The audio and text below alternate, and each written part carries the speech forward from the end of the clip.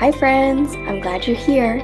Whether you're new to this channel or coming back, welcome. My name is Angie Luo. I am your friendly neighborhood regenerative culture doula, and I am excited for today's video where I will be reacting to Google Notebook LLM. This is a video that I created after attending a, I guess like an online event, a webinar, hosted by Zebra Growth. They're one of my partners, part of the Regenerative Culture Toolkit. And this event was exploring the topic of scaling deeply. So normally in business, we're told to scale quickly, grow fast. Investors, funders, they want to see ROI, return on investment, and traditionally that's about 7 years for a new startup. Sometimes it takes longer, and if you're really a special unicorn, you're even faster. But there's a lot of pressure to scale quickly. So this conversation that Zebra Growth hosted online was on November 20, 2025, and I don't know the exact count of how many people were there, maybe 30 to 40. But what was really interesting was some research presented by one of the guests there. And so I will link to the actual articles in the video description. But I want to react live with you guys to the video that Google Notebook LLM put together based on the 3 articles. So we'll jump right into that next. All right, before we jump into my reactions to this Google Notebook LLM video, I do want to give credit where credit is due. I think that that's a very important practice in today's age of AI and knowing what we know about how these language models were created, basically stealing all content from the internet. So these 3 articles are by Tatiana Fraser at the Systems Sanctuary, and they are titled Pathways to Scale from the Deep. That's the first one. The second one is called Scaling Deep, Stories from the Field. And the third one is called Scaling Deep, Shifting Power and Redefining Success. And I will link to those in the video description. Yeah, I highly recommend you also read those articles instead of just watching this video because, again, it's created by AI and we know that it's less than perfect in its current state. But here we go, and thanks for joining me. All right, today we're going to talk about something called scaling deep. And honestly, it's an idea that might just flip the script on how you think about making a real lasting impact. I mean, think about it. We're all kind of obsessed with growth, right? In every part of life, the message is scale up. But what if that's wrong? What if that whole bigger is better mantra is actually leading us down the wrong path? Okay, so don't get me started on bigger is better. I will say that as an American, the first time I learned that Americans kind of have this bigger is better mentality is when I was studying abroad in Florence in 2016, and several Europeans that I met out there, both in Italy and other places that I traveled during my time there, pointed out to me that Americans love everything big, from our gyms to our cars to our meals. Um, so anyway, it's interesting that, well, one, that I'm grateful that Tatiana Fraser is acknowledging this problem in her articles. And I love that it's kind of what Google Notebook LLM started off the conversation with. Yeah, what if real change, the kind that actually sticks, isn't about spreading yourself thin? What if it's about going deep and building something unshakable from the ground up? Okay, so to really get this, we've got to first look at the way things are usually done. You know, the default mindset that's kind of running the show everywhere, from nonprofits to new startups. So you've got this classic scaling up model. It's totally borrowed from the business world, right? It's all about growth, speed, how many people you can reach, the numbers. But then you've got scaling deep, and that is a completely different ballgame. It's not about metrics. It's about relationships, trust, and changing the culture itself, not just copying a model. So this really speaks to my heart because as a regenerative culture doula, I work in the HR and operations world, and this cultural transformation, it's not quick. It's not fast. It takes time. And so actually, this scaling deep work, I don't think Tatiana Fraser is specifically, thinking about the HR lens of things, but it applies to cultural transformation at the organizational level. I think she's thinking more at the societal level and the systems change level.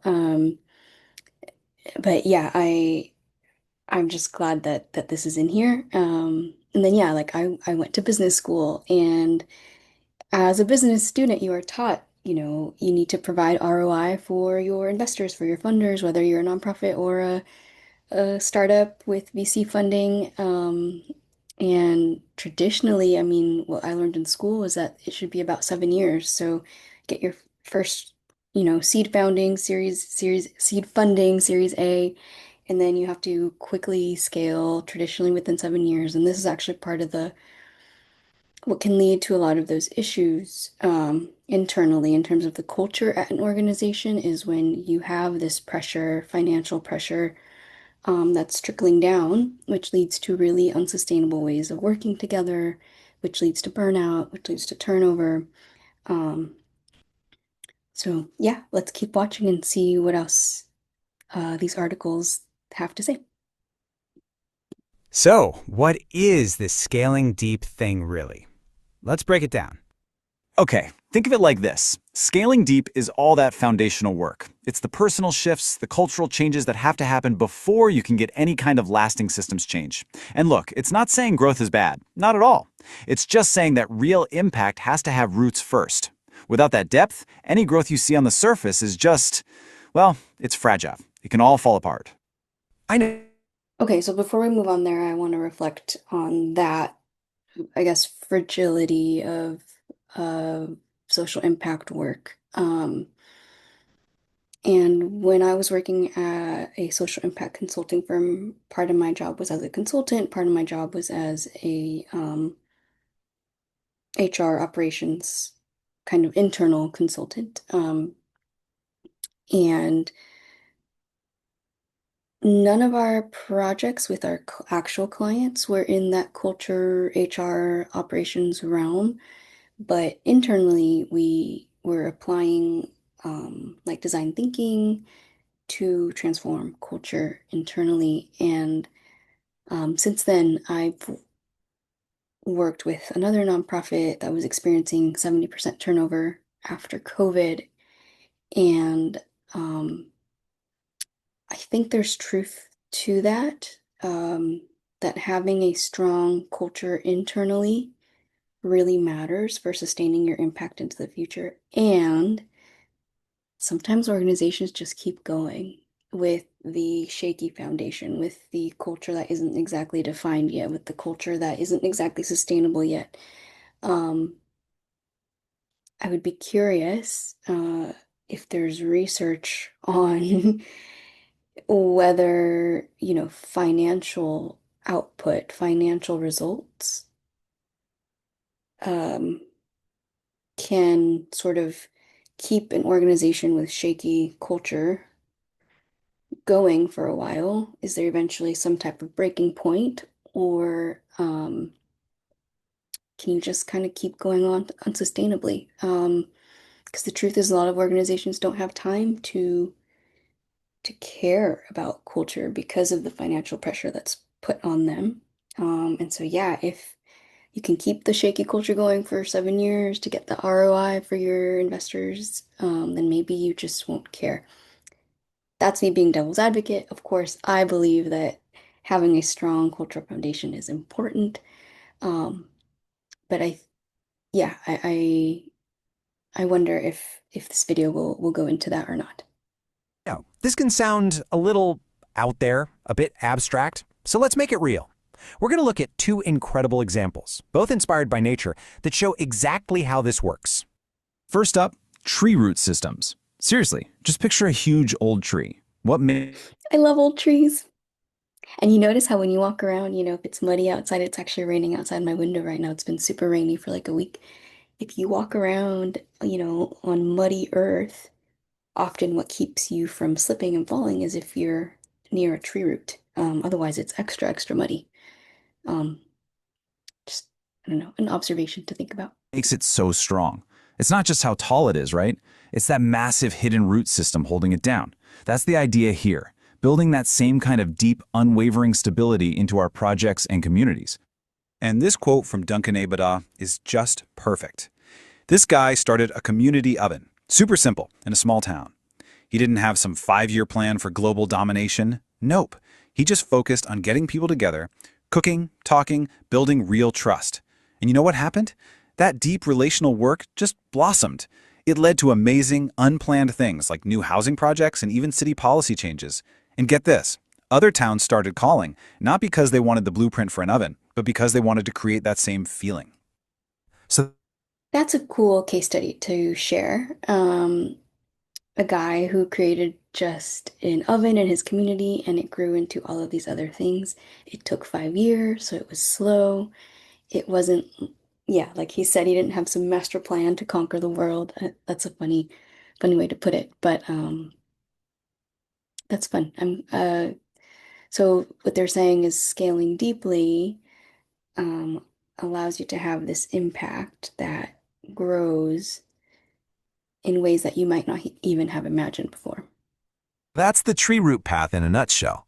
It's patient, it's foundational, you focus on making the relationship strong, and then growth isn't something you have to force. It happens organically because people see the value and they want in. All right, path.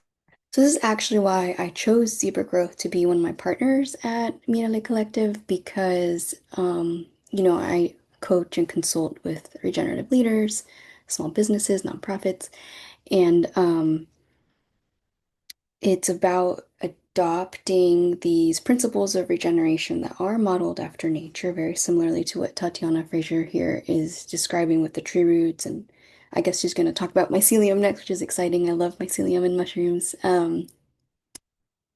But this is why I partnered with Zebra Growth because that piece of that reality of marketing in its current state, at least the way I learned it in business school, it does feel like a lot of the time you are manipulating people's psychology.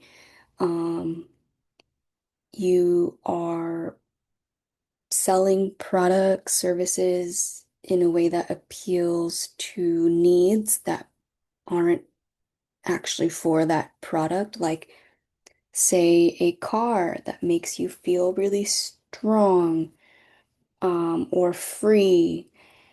And so you put up images of strong men or women traveling in the car to different locations and being really empowered.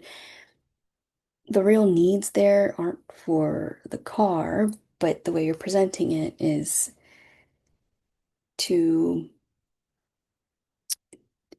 manipulate is a strong word, but that's kind of what marketers do, right? Traditionally, they manipulate psychological desires and needs and fears, and they present them in a way to make you buy the thing.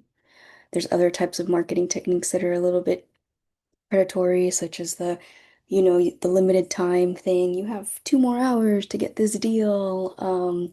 They create this sense of time scarcity. Um, and so that's why I love what Zebra Growth does, because yes, they're a marketing organization, that's what they do, but it's rooted in this belief that we can do it differently and more regeneratively. And um, I guess, yeah, if you're prioritizing relationships that are authentic and care and respect, um, then you're able to move away from that like extractive relationship model that we've adopted, inherited with capitalism and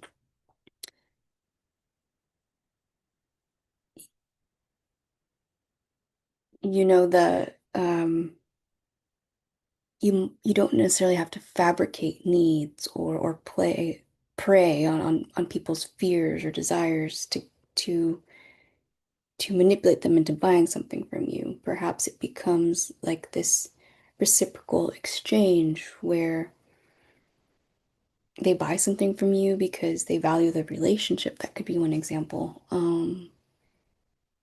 Anyway, that's my rant. I will keep hitting play on this video. Way number 2 is mycelial scaling. Now this is cool. If tree roots are about going deep in one spot, mycelium is about connecting everything. It's like that amazing fungal network under a forest floor, you know? It connects all the trees, it's decentralized, super smart, and totally adaptive. I love mycelium, so this makes me happy. You saw me go like this. It just feels like, first you're rooted deep in the earth with the deep roots, and then you're able to like sense outward. In a way, it's almost like our central nervous system is the center, the core, and then, our appendages, our fingers, our toes, our hands, our feet, our arms, our legs, our ears, eyes, nose, and they're sensing what's in the environment and then able to communicate with the environment. And Daniel Hires nails the mindset here. His group wanted to set up these local hubs all over the world. Instead of creating a ton of rules and paperwork, they just trusted people. They made it super easy to get involved, and the result was just, wow, the network exploded. It went from just a few hubs to over 600, all because it spread through trust and genuine connection, not top-down control. I will say for these quotes, I wish that the LLM would create like include the name of the person and then the voiceover should read the quote. I feel like they're just talking over the quote. Mm. And so then I have to like read the quote while they're talking and then I'm not processing everything that they're saying. So mycelial scaling is really all about letting go of control. It's about trusting the network. Ideas just spread naturally from person to person. It creates this amazing culture where people share things because they genuinely want to help each other, not because some rule book says they have to. Okay, So I wanted to comment on that briefly on the mycelial scaling. The trust piece I think is really important in this work because you can only move at the speed of trust. And what's interesting thinking about like decentralization, it's often, you know, in the same sentence as like Bitcoin or cryptocurrency, right? And um, that's actually a way of exchanging value that is less trust-based because if you think about it, it's like I don't want anyone to know who I am buying into this cryptocurrency. You remain totally anonymous on the blockchain. And then um, you're just relying on all of this like technologically created uh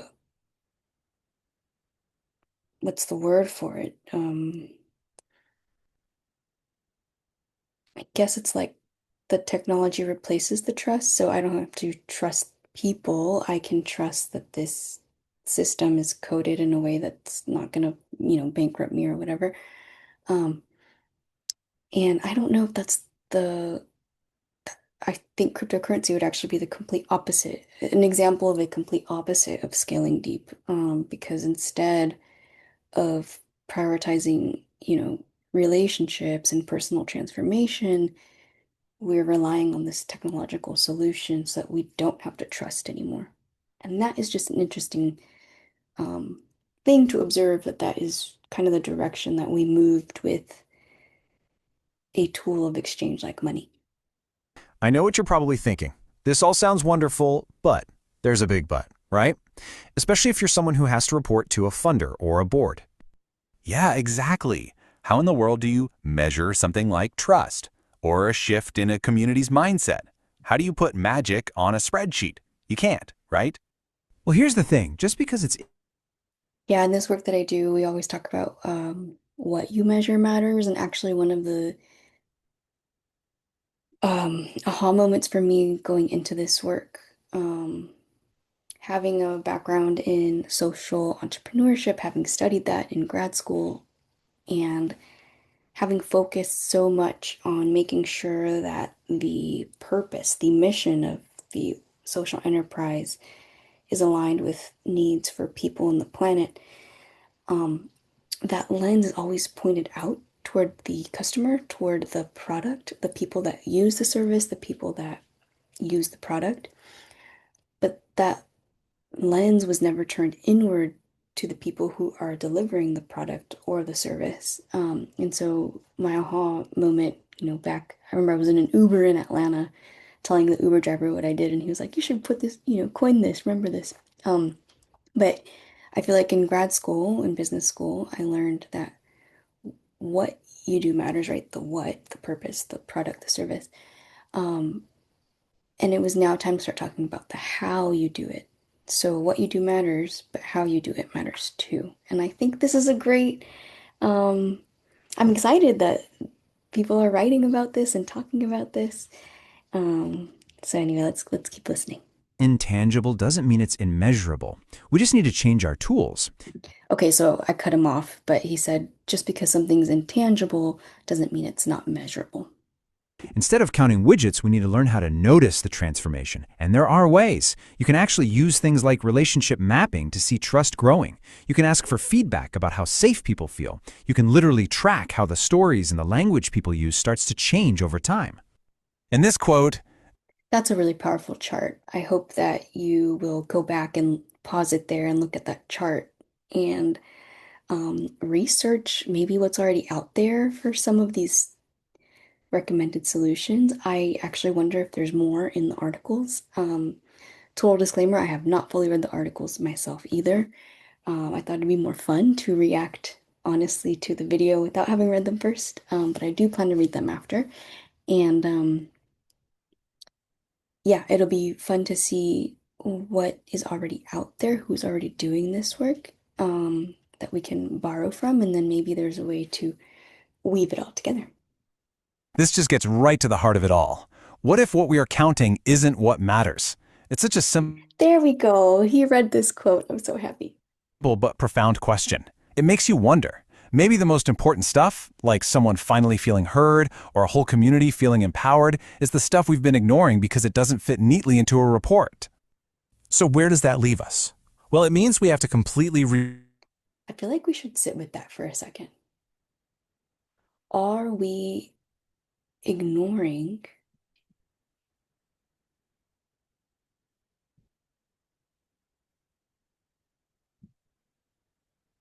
useful metrics of success just because they're more difficult to measure? Hmm. Are we ignoring values aligned metrics for success because they're harder to measure? redefine what success even looks like when we're trying to make a difference. And just to be super clear, nobody's saying we shouldn't try to have a big impact. This isn't against growth. It's about how we get there. It's about finally recognizing that the slow, deep, and often invisible work of building relationships, that's the only foundation that will actually hold up over time. So let's boil it all down to three. So I am so interested in this conversation and this work because, the measuring numbers, it's a very logical, masculine way of viewing the world, and this, relational, care-centered way is more feminine. And there is a prophecy of the eagle and the condor that I learned about in 2018. I was reading the book The Soul of Money. I was through that book found the Pachamama Alliance, which is a nonprofit that is trying to preserve the Amazonian rainforest. And they put out a blog article about the prophecy of the eagle and the condor. I forget which indigenous culture it comes from, but essentially, there was going to be, we were living in a 500-year period that was going to be ruled by the masculine, the eagle, kind of this very extractive, logical way of being in the world. And then there was going to be another 500 period where the feminine principle, the condor, would kind of return, and it was our opportunity to learn how to help the eagle and the condor kind of dance together. So this is interesting because Tatiana Fraser's work is very much talking about how do we embed this feminine quality of caring about people relationships into this masculine way of wanting to measure things, and also like it's science, you measure what you want to know more about, and so it's a great problem to be trying to figure out how to solve, is how do we measure what matters. Big ideas. First, connectivity is way more powerful than just copying something. Wait, so before he keeps going, I think that this is probably the worst slide on this whole presentation. It's got key takeaways twice. It looks like, each of these pieces were supposed to be a bullet point, and there's like two images. I think it was supposed to be one image per bullet point. So that's funny. And the way Google Notebook LLM works, it's like you just feed it the articles and it does what it wants. So I don't have any control over how many slides it makes, what length of the video. Uh, I can't control any of the images. I really can't control any of it. So this is just funny to see that this is such a poorly designed slide. Although I think the content, um, let's finish listening to hear if the content does make sense. A project that's truly part of a community will always beat a one-size-fits-all model. Second, trust is the anchor. Simple as that. Without it, big changes just fall apart. And third, depth creates lift. It's kind of counterintuitive, but the deeper you root your work, the higher it can ultimately go. And I think this final thought just says it all so beautifully. Yeah, so I'd say that content was yeah, the content was good. Just the design was not good. The goal isn't just to get bigger, it's to root stronger, connect wider, weave deeper, and remember longer. So I'll leave you with this question to chew on. In your own world, in your work, your community, what would change if you shifted your focus from scaling up to scaling deep? What incredible new things might happen if we started valuing depth just as much as we value size? All right, and that's the end. Awesome. So overall, I think it was a pretty good introduction to the concepts we discussed about scaling deep at the Zebra Growth event in November. I would say, with this exception of that one slide that was obviously formatted very poorly, the rest was pretty good. I think I had, some feedback about quotes getting put on the screen that he then didn't actually read. So then I'm trying to like catch up to what he's saying while also reading the quote, which for a visual processor like me, I'm not an auditory processor, that can be a little challenging. Um, but overall, I think it's a great introduction to the concept of scaling deep, and I do like that final question. Um, if you just sit with that one of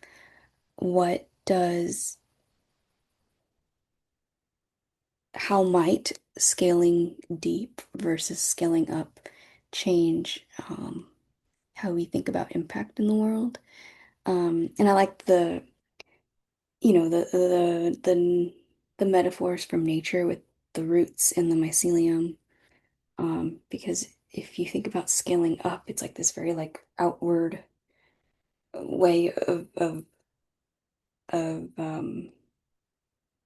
of always kind of like you're always looking out, looking up, like wanting more, wanting to be bigger, wanting to grow taller.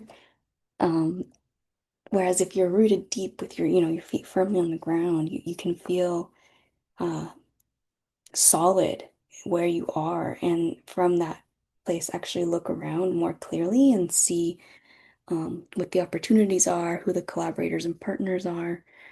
Um, so yeah, thank you for watching this video with me, and I hope to see you next time.